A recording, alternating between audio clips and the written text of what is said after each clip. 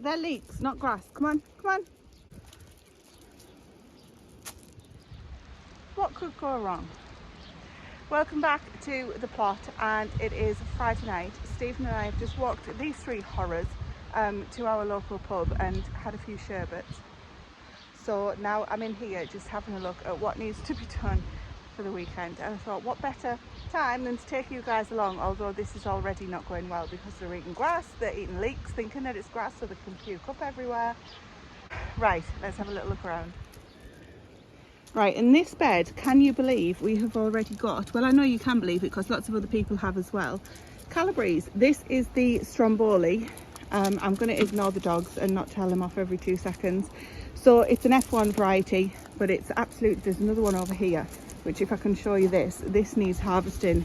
Like, oh, there's two. Wow, look at those. One, this was the one I was going to tell you about, but this one's ready too. So they literally need harvesting this weekend. And if I go around here, there might even be, okay, so that's just starting. That's on its way.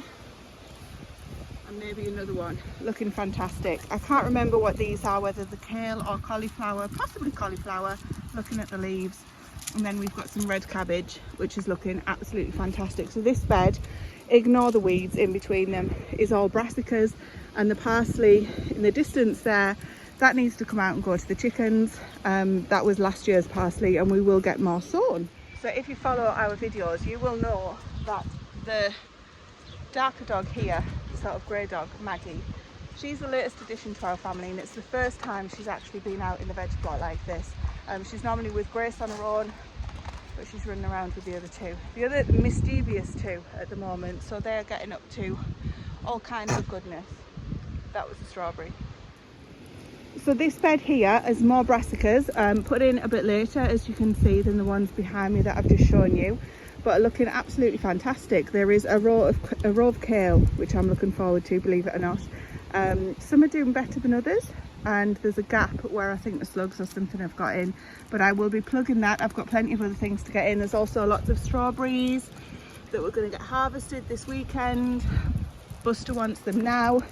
And then 2 spare beds which are waiting for the winter things to go in. Excuse the wind, there's nothing I can do about that.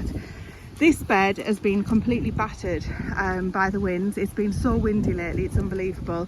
But we've had that humongous harvest of broad beans, which you might have seen. And literally there's so many more already ready to pick. In fact, some of them are starting to go a little bit too far, so they will need double podding, but that's absolutely fine by me. Believe it or not, I really like the flavour of the skin. Some people struggle with it, but I'm quite happy with it. Anyway, I don't think this bed's going to last that much longer because of the wind. If it wasn't that windy, then it might do. This bed here has got quite a few volunteer potatoes in it, and there's also some squash which desperately need to go in still. Yes, I know, how long have they been waiting for? And along where the dogs are, each side of this arch here that Stephen put in, these are the Greek gigantes. I don't know if there's any, I'm just having a look while I'm with you. There's a little one there starting. I haven't seen any big ones, but I haven't been out here looking. Rodney, that's naughty. Haven't been out here looking too much, so we will have a good look this weekend. We've got a good few hours each day in the plot this weekend, which I'm really looking forward to. If we go, in fact, first of all, onions, they're looking okay. Could be better, could be worse.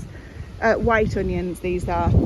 Red onions, as always, a complete disaster. Before I turn around and show you behind me though, look at this cherry tree.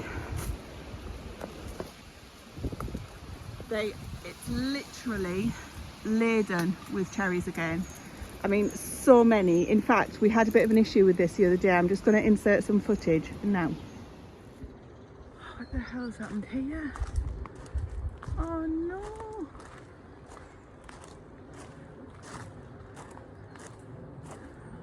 Oh.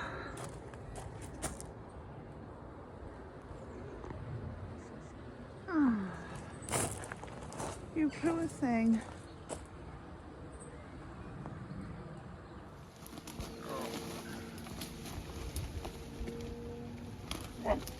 Very heavy. Oh, hang on, you've got nothing to tie it with. I know yet. Is it? Can you hold that there? I very much doubt it, looking at how hard it was for you. Actually, I wonder if you take the belt out. Take the belt off, I'll push it back up.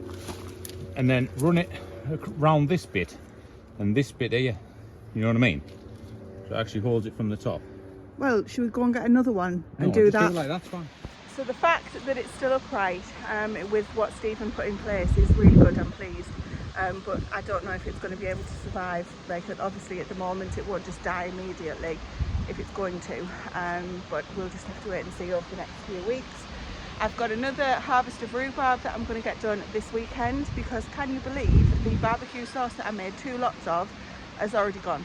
Jack literally has said it's better than store-bought, which is the best compliment that I could ask for.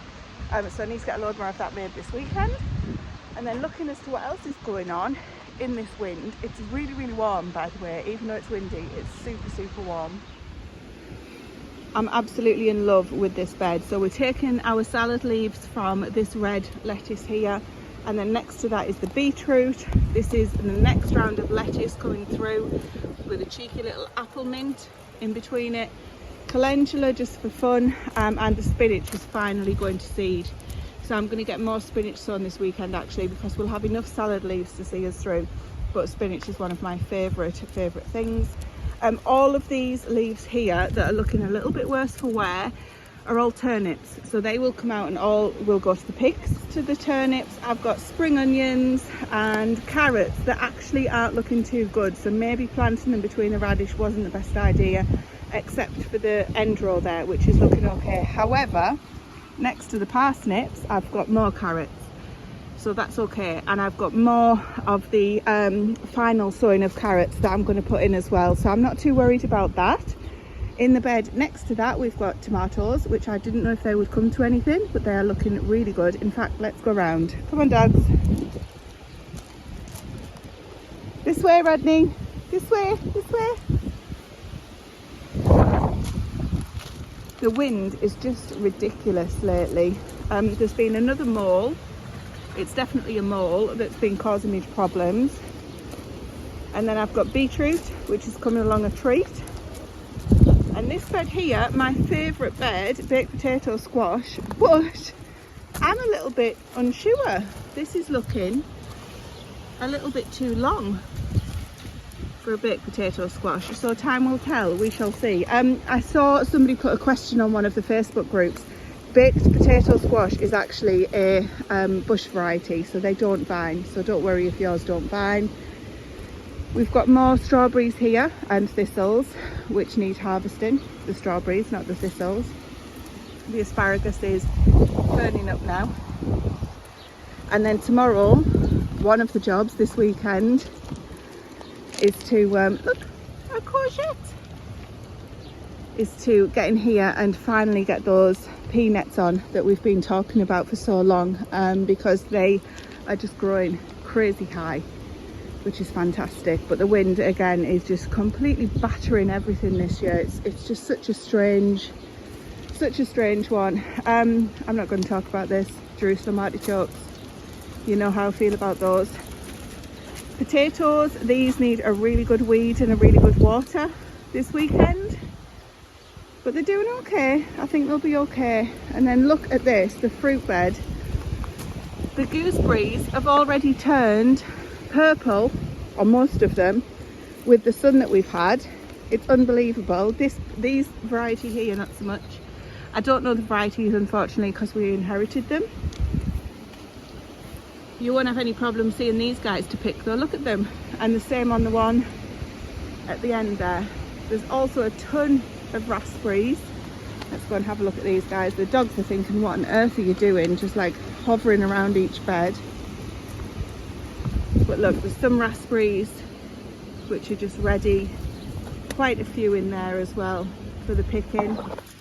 And then all of the currants. So the black currants, tons and tons of black currants every year. They do us proud. Next to the raspberries, red currants, you can see them glistening like the jewels in the distance, and beyond that, which you can't see at the moment, are white currants as well. So there is so much to harvest. I forgot to show you, next to the cherry tree, if the dogs will let me go this way, The cherry tree that fell over, in fact, let's get one. Oh, I can't reach.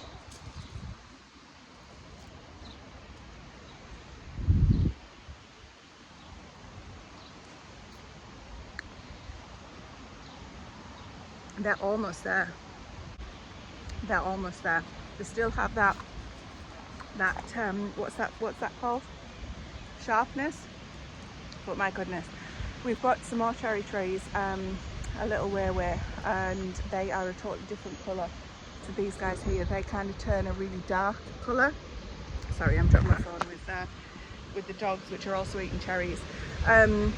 They go up much darker and aren't as tart even when they're ripe. But we made the mistake of leaving these guys previously to go as dark as the other trees, and they didn't, and they went too far, so we won't be doing that this year. But look at these pears.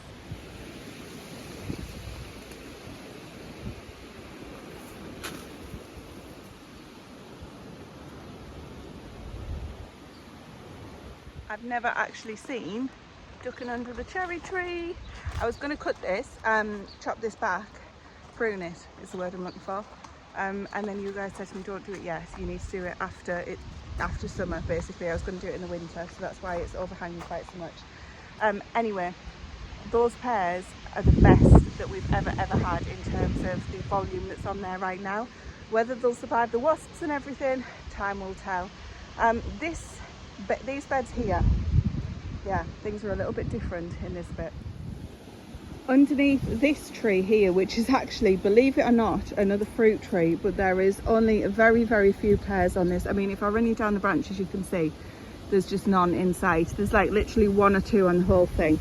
Anyway, we've got drying beans that have survived. When I put those in, I accidentally dropped them all and only a few survived. So whatever's there, I'm so grateful for. We've got the Maxidor bush beans at the back. The front needs resowing, which has needed resowing for a couple of weeks, and I haven't got to that just yet. Clearly dud beans, because I put them in and they haven't worked, so we will get to that. But the wind is playing havoc. You can see in the distance there's apples on the floor off this tree here. No, sorry, off this tree here. I'm saying that with 3 leads on my wrist. The wind is just playing havoc with them. In the distance, hopefully you can see that tree there is doing really well with their cooking apples. Come on. Jack has come to rescue me from the dogs. Anyway, these trees in here are all apple trees. Some of them are eating, some of them are cooking. So they're doing really well. They're well established. I mean, they're years and years old, so they're not brand new like a lot of the other ones that we've got. And then I tried to sow beetroot in this bed here. A very sporadic germination, shall we say. This is purely due to the heat that we've had. Basically, the heat is causing a lot of things to suffer. Sporadic germination. What I'm going to do this weekend is come in and sow the gaps with more beetroot. These are radish along the side, which, you know, always do well with the radish. More cherries here. Look, I just can't believe how many there are. There's just so many. Just a crazy amount. I just hope it survives. Anyway, pear tree that you've just looked at, beetroot. This is a new variety of weed that I've managed to grow. Like, actually, let me rephrase that. That sounds terrible. Not weed, weeds. Let's move on. Nothing in that bed just yet. Just dug myself in a big hole, haven't I? This fig tree here now needs staking up. It's needed staking up for a few weeks, and we just haven't been in here. But this is doing really well. It's only a couple of years old, so I'm really pleased with how that's putting on. But you can see how the wind is really affecting it and making it bend.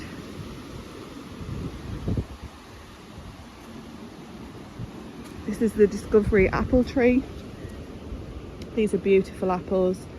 Not that many on this little baby this year, but that's absolutely fine. And then here is another berry tree, which all of 2 or 3 berries on, but that did get moved this year, and it suffered quite badly because of it, so I'm okay with that. I can't believe how windy it still is. I mean, it's literally been so windy for got over a week or so now. It's not cold, obviously, with me being in a short sleeve t-shirt. I suffer from the heat and I suffer from the cold, you know, one of those people. Anyway, the wind is just crazy, unbelievable. So I'll probably leave it there in terms of there's a lot of work to do. There's a lot of harvesting to do. There's a lot of the winter stuff to get in. And there's a lot of weeding to do as well, if you don't get blown away in between. I mean, literally you can see how windy it is. So we will be out here this weekend. I'll take you along and show you what's what, show you what we get. I'll take you along, show you what's what, show you what we get up to. But for now, I just wanted to give you a quick whip around the garden while I came and had a look. Got some ideas for jobs that needed doing this weekend.